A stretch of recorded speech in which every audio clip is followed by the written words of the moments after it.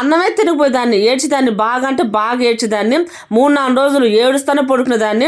వద్దంటే వద్దమ్మా నాకు అత్తగాని నచ్చలేదే వద్దే అనంటే, అబ్బే మా అమ్మ ఎక్కడ పాడిందే పాట పాచిపళ్ళ దాసరని నా మేనల్లుడు నా అన్న కొడుకు నువ్వు చేసుకోవాల్సిందేనని ఇక నా అబ్బా అసలుకి నా బుర్ర తినేసింది.